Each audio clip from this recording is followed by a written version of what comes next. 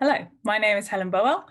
Welcome to this Dead Women Poet Society seance, not sadly at Newcastle, but in the airwaves instead. I'm one of the three co-directors of Dead Women Poet Society, along with Jasmine Sims and Lily Arnold, who does our fabulous illustrations that you'll have seen. So since 2015, we have been raising women poets from the dead by reading their poems, bringing their stories to a wider audience, and tracing the lineage of today's women and non-binary writers. History is pretty good at remembering men, other genders not so much. And even though, as Marina Tsvetaeva says, we have been the queens of the whole world, our literary ancestors have been forgotten on syllabuses, in best book lists, and even in our own communities. We are here to remember and to raise those queens from hell, back from the dead. We're really excited about tonight's event. We've got the brilliant rising star who is Hannah Hodgson communing with Julia Darling, and the phenomenal and acclaimed writer and essayist Momtaza Mary, who will be bringing down the spirit of May Ayim. I just want to say a quick word, we're usually really playful about calling our events seances and saying that they're resurrections, but I want to acknowledge the fact that Julia Darling passed away in 2005, and she had a really big impact on a lot of the people that we work with and that we love, and the whole literary scene, especially in the Northeast today. So I'm conscious in my language today of wanting to respect that and respect everyone who loved her. And I know that Hannah is going to do her memory justice. And I'm very excited. So onto the seance.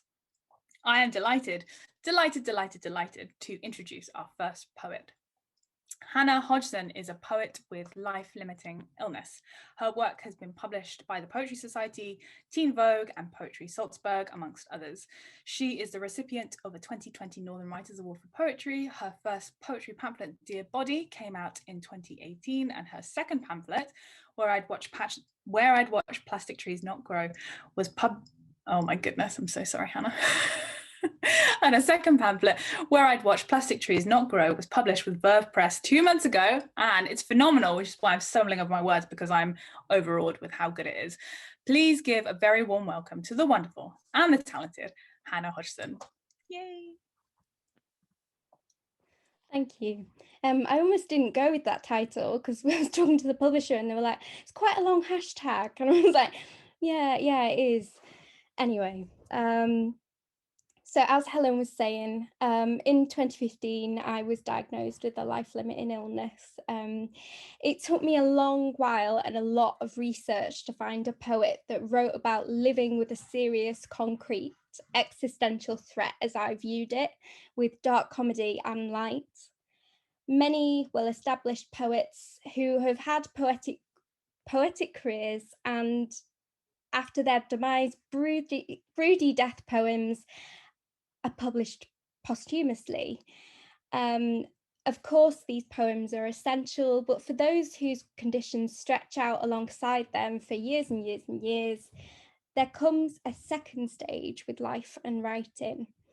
If you speak to someone who is ill for a long time, 9 times out of 10, all they want to know is the same gossip they would before diagnosis.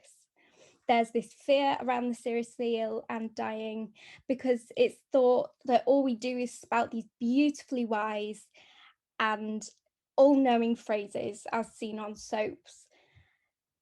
But that isn't life. It can't be so sustained and intense for that long. The first poem I read of Julia's was Chemotherapy, and it was this poem that just made me think, I have found it. I want to be like this. I want to write like this. She was the first ill poet that was so open with everything that she was going through. So I'm going to read Chemotherapy. I did not imagine being bold at 44. I didn't have a plan. Perhaps a scar or two from growing old, hot flushes. I'd sit fluttering a fan. But I am bold and hardly ever walk by day. I'm the invalid of these rooms, stirring soups, awake in the dark, not answering the phone when it rings. I never thought that life could get this small, that I would care so much about a cup, the taste of tea, the texture of a shawl, and whether or not to get up. I'm not unhappy. I have learned to drift and sip. The smallest things are gifts.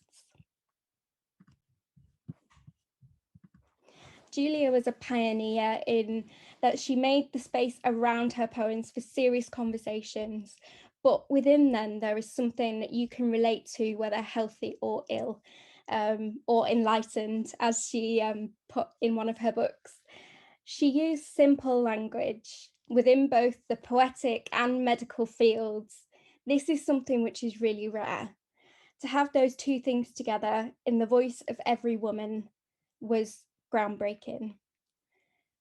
It isn't an overstatement to say that Julia changed poetry, how poetry and death combine, that death isn't this shady, inescapable, awful thing, that the essential thing relating to death is life.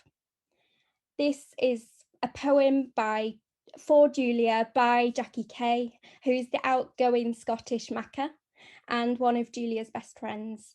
You can see that she was changed by the loss, and it still loves her so much 16 years on.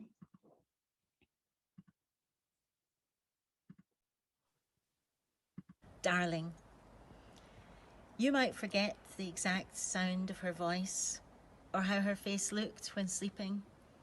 You might forget the sound of her quiet weeping, curled into the shape of a half moon, when smaller than herself, she seemed already to be leaving before she left, when the blossom was on the trees and the sun was out and all seemed good in the world. I held her hand and sang a song from when I was a girl. Heel ya ho, boys. Let her go, boys. And when I stopped singing, she had slipped away, already a slip of a girl again, skipping off, her heart light, her face almost smiling. And what I couldn't say or didn't know then was that she hadn't really gone. The dead don't go till you do, loved ones. The dead are still here, holding our hands.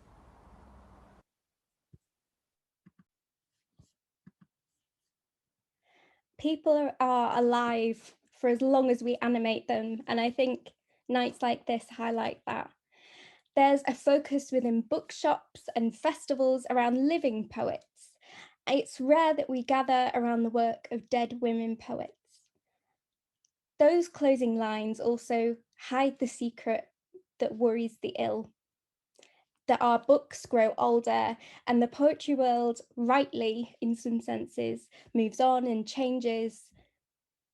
That at the end of the day, we're lost to time. Thankfully, this hasn't happened to Julia's work. At Newcastle University in their medical school, they still have a unit of work centering around creative writing, medicine, and patient experience. And Julia would have liked this to have been more widespread. The thing the NHS is missing is personhood, and that is how it gets politicised. It becomes beds and faceless doctors or nurses. It becomes your grand's hip replacement, or that place you go when your kid breaks a bone. If we chart our own personal histories within medical settings, we chart the NHS. In her introduction to the Blood Axe anthology, A Poetry Cure, Darling says, poetry should be a part of every modern hospital, not just as something to keep patients amused. She said this because poetry is often viewed by medical professionals as something for the patient and not the doctor. Doctors forget they're fallible also. As it said, doctors are the worst patients. Doctors have this sense of control over the body, a detachment when it's needed for them to keep doing their job. But by default, this detachment also extends to death.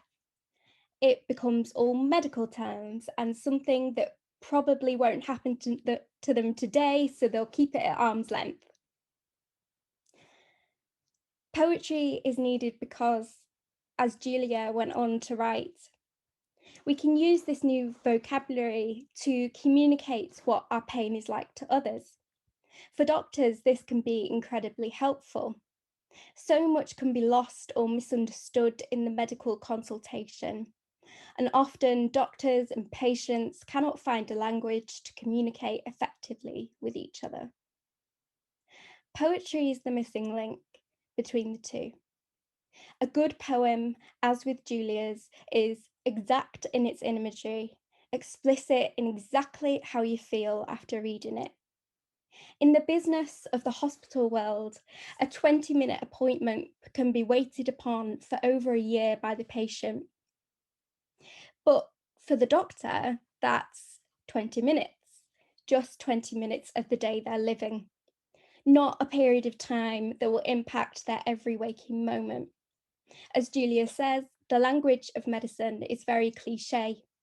Pains are stabbing, throbbing, crushing.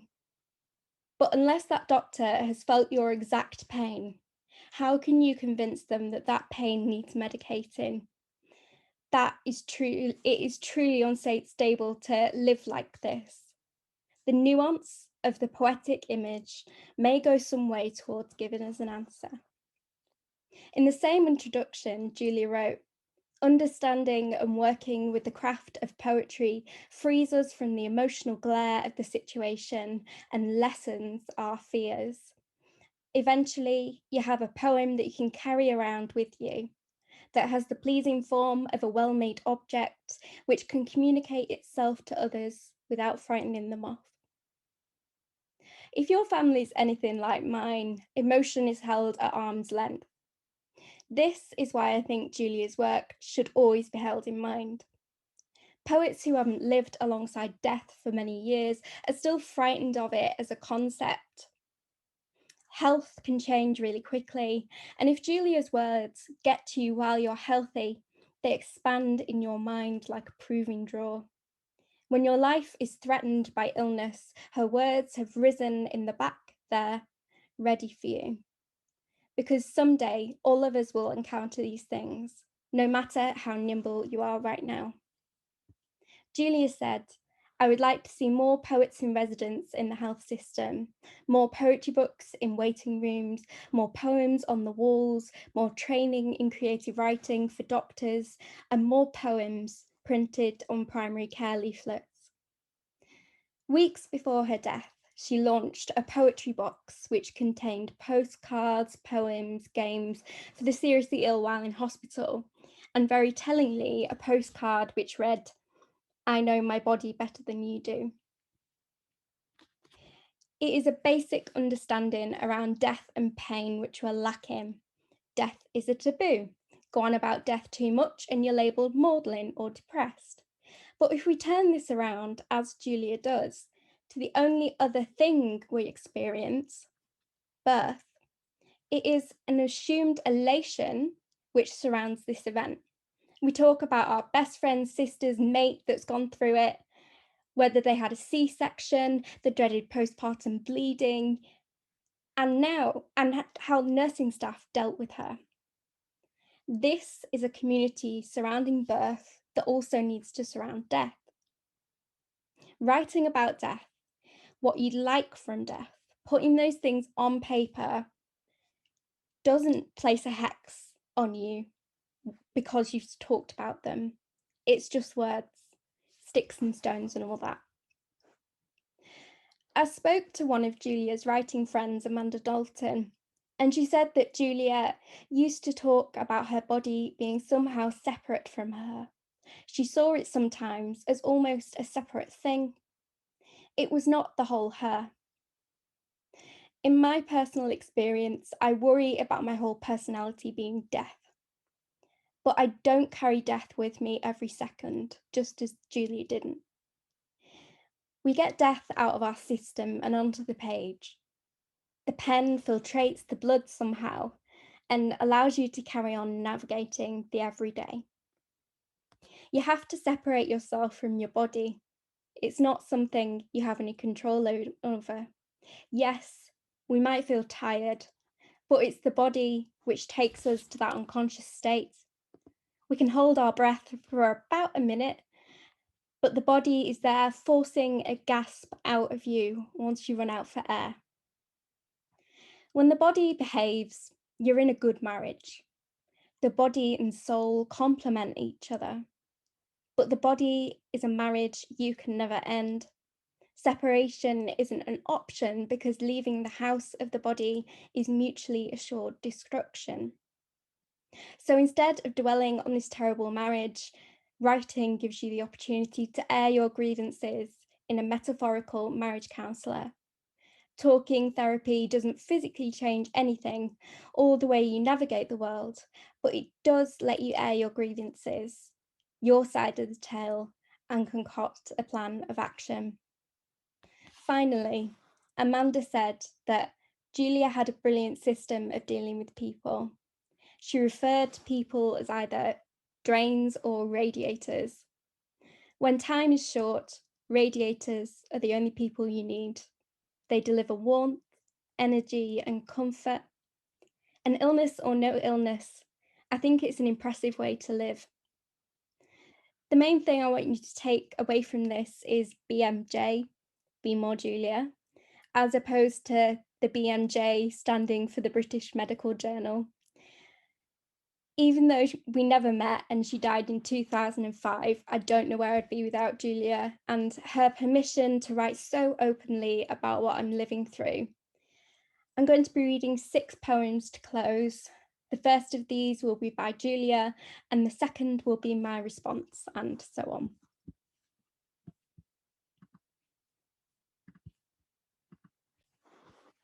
Julia. Nurses. Slope-shouldered, bellies before them, the nurses are coming garrulously. They are bossing me in and out of clothes, into windowless rooms, tucking me in. Nurses are patting me, frowning, then they guffaw in the next room. They have flat-footed footsteps and very short memories. But I am the woman who won't take off her bra, the one who demands that you look in her eyes. Miss Shirty, they call me. I know my own veins. When they come back for me, I'll be gone. Hannah. Danger. Records are written by strangers. Days are on repeat prescription. Personhood is incinerated with laundry. Electric toothbrushes have nowhere to charge. My body retreats and advances, tidal. I do crafts with custard, cornflakes, and popcorn to show the doctors I'm not food averse. Body lotion is confiscated. It contains alcohol. Bleeps chirp in the nests of scrub pockets. Oxygen cylinders drip like molten silver. PVC chairs, empty egg cups. A fruit stall in the lobby, a 4% chance. Rows of patients side by side, boxes of unlit matches. Fury gathering on the lungs like pneumonia. Doctors, wasps, toddlers with cancer. A sellotape tin labelled "Let's stick together." A hierarchy of pain. Pregnancy tests before every x-ray. A single unpainted nail.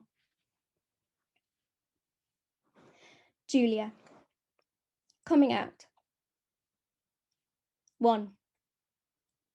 That difficult morass, the silence before saying it. When birds fly round your heart and the sound of kettles boiling is unnaturally loud.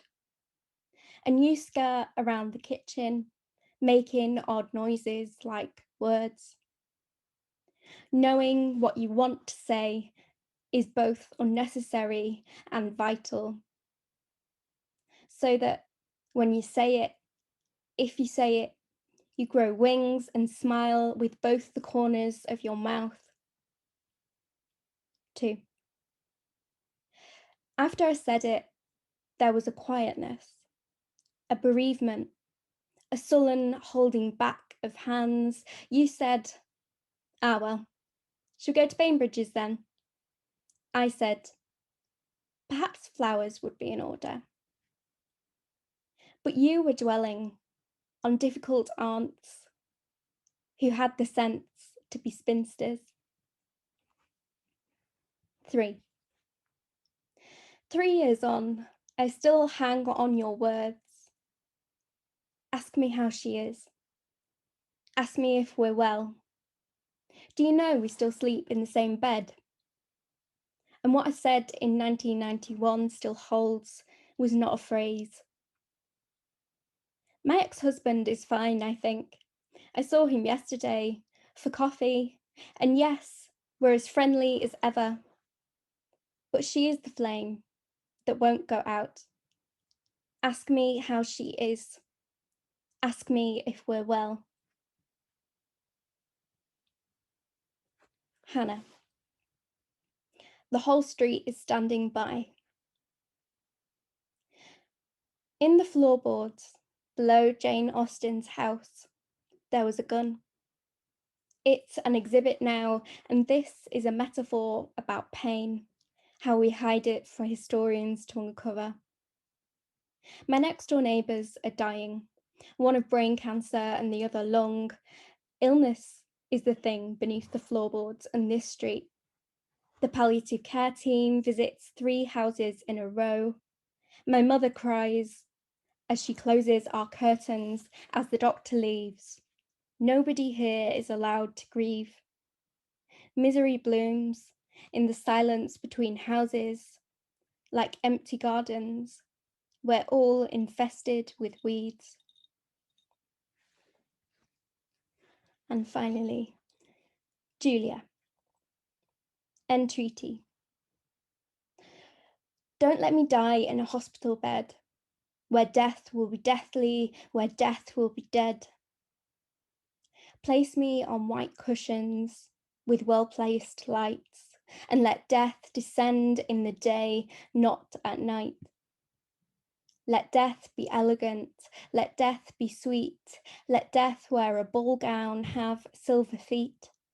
Let it be oiled, not squeaking or raw. Don't let death be a hole rather than a door with a sign. Let me know where I'm going. Let death be lucid and let it be flowing. Let death be a courtier and I'll be a queen, graciously waving at the place I've been. Let death be a comrade, let death be a laugh, let death be sinking into the bath.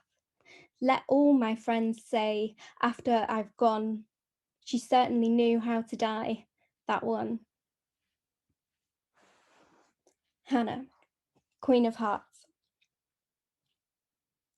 The bed wore me like a ball gown on a subway, unignorable, melodramatic with its pleats of support, the fancy clutch of a saline bag, the stiletto heel of a drip stand. On this blank wall, there's a signed picture of Diana. They showcase her clothes in Buckingham Palace, trapped ghosts of her hanging from clothes hooks. Her terminal mistake was a man, while mine is contained within this hospice. I'm asked if I'd like to read her book. The spine indicates nobody has read it through. She'd approve of my need to get revenge on this body, the ability to escape, chasing health like a journalist. That's me. I'd just add, if you'd like to know any more about Julia Darling, her estate's really active. So if you just go on her website, there's so much more, and such an incredible lady.